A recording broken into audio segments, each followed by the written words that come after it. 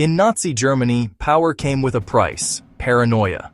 Even the highest-ranking officers, men surrounded by armed guards, body doubles, and the machinery of totalitarian control, lived in constant fear that the people closest to them might pull the trigger. Today, we're uncovering why Nazi officers didn't trust their own bodyguards, and how fear ruled the heart of Hitler's empire.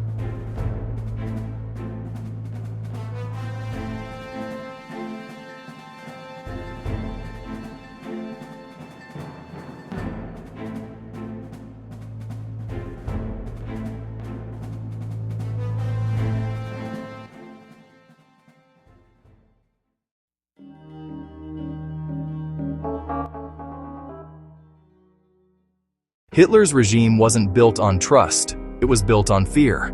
From the very beginning, Hitler distrusted everyone around him. He believed that betrayal could come from any direction, even from within his personal guard.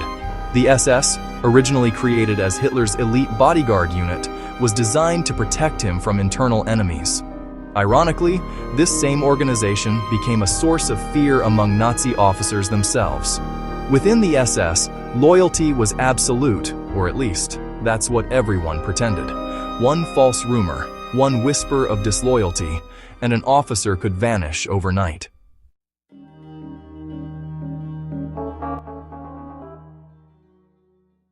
Hitler's paranoia was legendary. He never flew on the same plane twice in a row.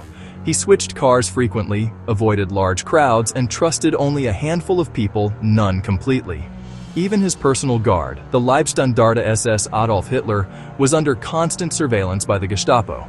Hitler believed that if anyone could kill him, it would be one of his own men. Bodyguards were regularly rotated and vetted. No one was allowed to stay close to him for too long. Hitler even had food tasters to check every meal for poison, a precaution that came from fearing betrayal from within.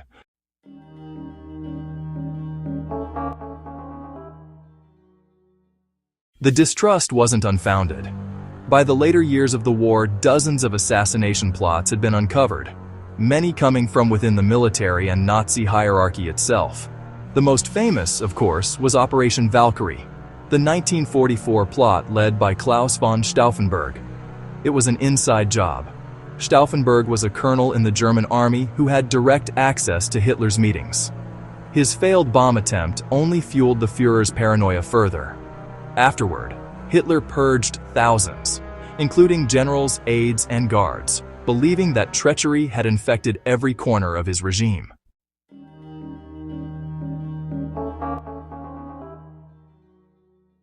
As the war dragged on, distrust spread like wildfire. High-ranking SS officers like Heinrich Himmler and Reinhard Heydrich built rival intelligence networks, each spying on the other. Even within the ranks of the Gestapo and SD, Sicherheitsdienst, no one felt safe. Officers reported on each other to gain favor, or simply to survive. Bodyguards were sometimes forced to spy on their own commanders, and commanders often had their guards replaced without warning. In Nazi Germany, loyalty was a currency constantly devalued.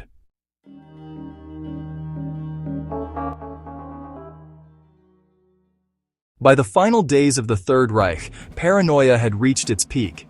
Inside Hitler's bunker, loyalty had evaporated. Officers whispered that Hitler had lost his mind. Many guards simply abandoned their posts as the Soviet army closed in.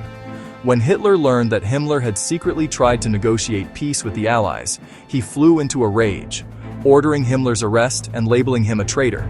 Even his most loyal guards were now seen as potential assassins. The once mighty Nazi command structure had eaten itself alive, destroyed not by enemy fire, but by fear and mistrust.